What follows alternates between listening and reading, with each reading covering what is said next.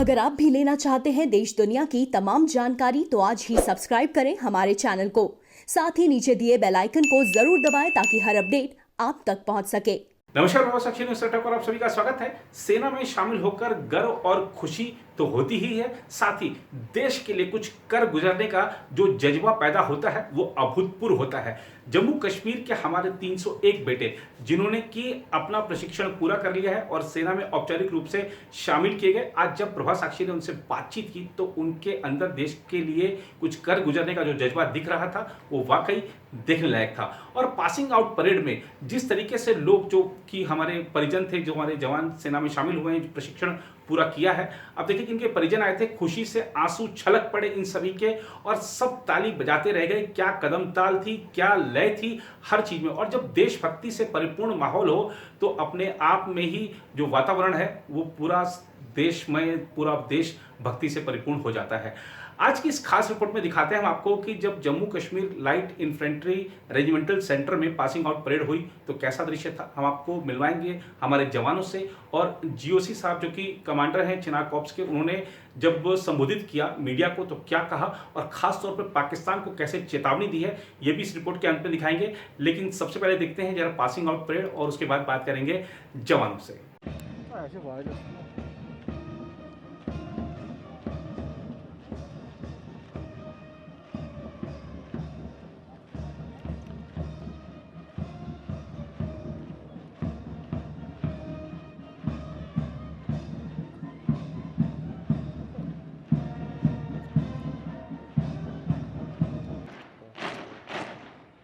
Dumos possible parade army Jack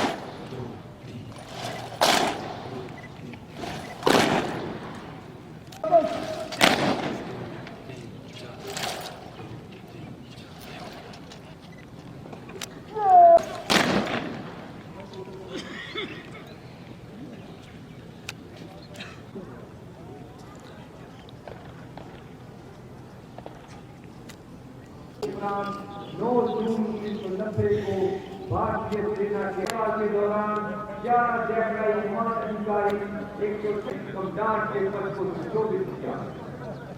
आज senior leaders in दरगाह colonel Adam तथा army headquarters जिसमें डीएसएसपी वेलिंगटन टाटा कनाडा में UN mission senior leaders court में सम्मिलित थे।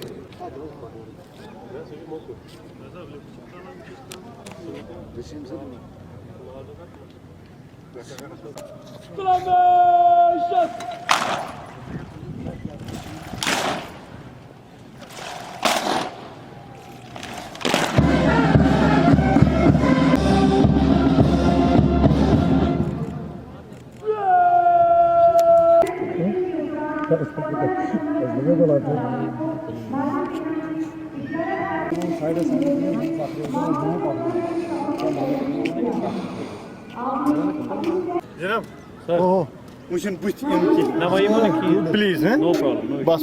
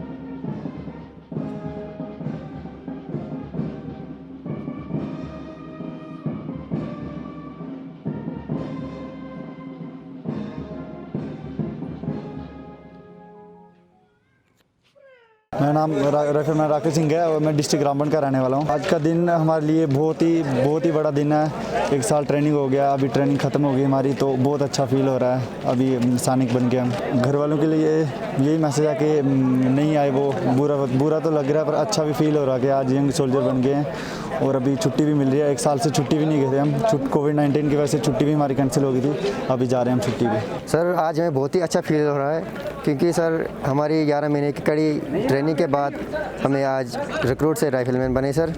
उसके बाद सर मैं अपने सभी देश के जो नौजवान हैं उनसे भी ये विनती करना चाहता हूँ कि वो भी इस इंडियन आर्मी में ज्वाइन हो और अपने देश की सुरक्षा करें। सर मेरा नाम राइफलमैन मनजीत सिंह है, मैं डिस्ट्रिक्ट उधमपुर का हूँ। सर आज का दिन हमारे लिए बहुत ही बड़ा दिन था क्योंकि हम रिक्रूट से एक राइफलमैन बने हैं। मैसेज ये रहेगा सर कि हर कठिन परिश्रम के बाद एक मतलब कि सुनहरा मौका आता है जो आज हमारा आया था। सर दोस्तों के लिए यही मैसेज है कि आप इंडियन आर्मी ज्वाइन करें और देश की सेवा करें। मेरा नाम रिक्रूट मानिक शर्मा, मैं डिस्ट्रिक्ट रियासी से हूँ और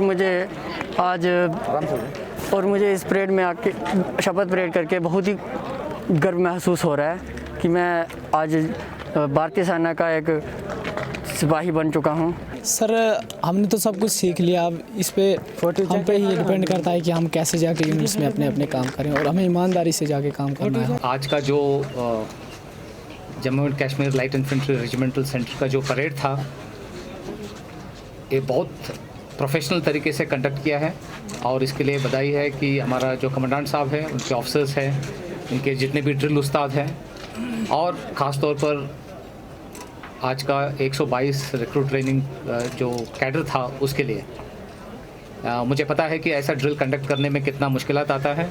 बहुत कोऑर्डिनेशन अच्छा था, उन सब के लिए बधाई। दूसरा मैं ये बताना चाहता हूँ कि आज का दिन में जम्मू एंड कश्मीर के हालात के बारे में कुछ शब्द बताना चाहता हूँ। एलसी के ऊपर फ़िलहाल हालात काफ़ी कंट्रोल में हैं। मैं बताना चाहता हूँ कि सीज़फायर वायलेशंस थोड़ी बहुत हो रहे हैं जो पाकिस्तान इन्फिल्ट्रेशन करने में उसको मदद मिलता है, बट उस इलाके में भी कुछ ही दिनों में कुछ कंट्रोल में आया है और इस साल हम इन्फिल्ट्रेशन काफ़ी हद तक रोक पाए हैं। जैसे पिछले साल तकरीबन 130 आदमी इन्फिल्ट्रेशन हुए थे, इस साल ये फिगर 30 से कम है। इतना बदलावट आया है और मैं उम्मीद करता हूँ कि इसकी बदौलत अंदरूनी हालात में भी काफ़ी सुधार आएगा। हाल ही में आज सुबह केरन सेक्टर के अंदर नदी के पार, किशनगंगा के पार आज ट्यूब के माध्यम से 4 AK-74 और काफ़ी तादाद का अम्यूनिशन आज पाकिस्तान ने हमारे इलाके में घुसने की कोशिश किया है और हमारे जवान जो सतर्क थे, हमारे सर्वेलेंस डिवाइसेस की बदौलत उस कैशे को आज हम पकड़ पाए हैं। ये मोटे तौर पे दर्शाता है कि पाकिस्तान की इरादों में कोई बदलावट नहीं आया है और आगे भी हम उनकी जो भी गलत इरादे हैं उसका इलाज हम करेंगे। हिंटरलैंड ऑपरेशंस आप सब देख रहे हैं कि लगातार हम टेररिस्ट को न्यूट्रलाइज कर रहे हैं। आज सुबह भी 1RR बिजबिहारा के इलाके के अंदर एक फॉरेन टेररिस्ट और एक लोकल टेररिस्ट को आज हमने न्यूट्रलाइज किया है और ये देखने में आया है कि जहाँ भी हम ख़ास तौर पर फॉरेन टेररिस्ट को न्यूट्रलाइज करते हैं उस इलाके में एक अलग शांति आता है। पुलवामा, शोपिया में ख़ास तौर पर पिछली 2-3 महीने में जो ऑपरेशन हुआ है उसकी वजह उस इलाके में काफ़ी हद तक शांति आया हुआ है। और इसके साथ साथ मैं ये भी बताना चाहता हूँ कि रिक्रूटमेंट में पिछली 6 महीने में कम हुआ था, बट पिछली 1 महीने के अंदर थोड़ी बहुत बढ़त हुआ है। बट उसके साथ साथ जो मुझे उम्मीद नज़र आता है कि कई टेररिस्ट जो उस पार गए थे वो सरेंडर को शामिल हो रहा है, सरेंडर कर रहे हैं। उसके बारे में हम ज़्यादा आवाज़ नहीं करते हैं, बट ये एक अच्छी इंडिकेटर है मेरे लिए। बाकी कोविड की समस्या फ़िलहाल अभी भी है, उस दिशा में जो भी आर्मी आवाम के साथ मिल के जो कंट्रोल करने में हो सकता है वो कार्रवाई हम कर रहे हैं, आगे भी हम करते रहेंगे। और दूसरी बात ये देखने में आ रहा है कि इकोनॉमिक एक्टिविटी धीरे से पकड़ में आ रहा है इस साल का एप्पल ट्रेड भी चालू हो गया है, पैडी कल्टीवेशन और हार्वेस्टिंग भी हो गया है, और मुझे उम्मीद है कि धीरे धीरे से कश्मीर के अवाम अपना रास्ता पकड़ेंगे और खुशहाली की दिशा में आगे जाएंगे। हमारा इंट एजेंसीज़ के अनुसार तकरीबन 250 से 300 तक टेररिस्ट लॉन्च पैड में है पाकिस्तान की तरफ, बट उनका लगातार कोशिश की बावजूद हम उनको रोक पाए हैं अभी तक। ये सवाल मैंने मोटे तौर पे उत्तर दिया है कि साउथ कश्मीर में प्रॉब्लम नॉर्थ कश्मीर से थोड़ा सा ज़्यादा है, बट मेरे हिसाब से काफ़ी काबू में है।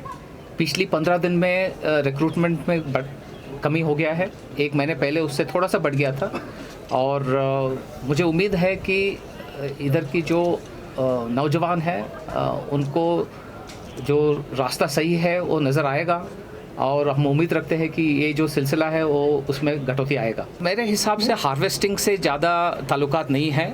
हार्वेस्टिंग हो, पैडी कल्टीवेशन है, या ऑर्चर्ड के अंदर जो वेजिटेशन है, उससे ज़्यादा फ़र्क नहीं पड़ता है। 19-20 का फ़र्क है, और मेरे हिसाब से इसका ऑपरेशनल इम्प्लिकेशन नहीं है। हाँ, ये मैंने मीडिया में देखा है कि पाकिस्तान चाइना को मदद कर रहा है या चाइना पाकिस्तान को मदद कर रहा है, ऐसा इंडिकेटर हमको नहीं है। बट आप सबको जानकारी है कि सीपेक पाकिस्तान में चल रहा है, और सीपेक की बदौलत चाइना का प्रेजेंस ज़रूर है पाकिस्तान में, but military cooperation in terms of equipment is there, but जो टैक्टिकल हालात में ऐसा मदद में हमको कुछ नज़र नहीं आ रहा है। ये जो आप सवाल पूछा है कि the desire for Pakistan to push weapons is very much alive, ये आज सुबह की बात कर रहा हूँ मैं, केरन से हुआ है, तंगदार से भी हुआ है, नीचे जम्मू सेक्टर से भी हुआ है, और पंजाब इलाके से भी हुआ है। सो ये जो हथियार इधर अंदर घुसाने का मेन मकसद है कि कश्मीर के अवाम हमेशा उलझे रहे, इधर दहशतगर्दी रहे, और हमारा हमेशा इरादा है कि इस जो हथियार की जो सिलसिला है उसको रोक के रखें, ताकि कम से कम हथियार हो और कम से कम नुकसान हो इधर अवाम को। और इसमें हमको ज़रूर अवाम की मदद चाहिए ताकि इस दहशतगर्दी की जो सिलसिला है उसको रोक पाएँ।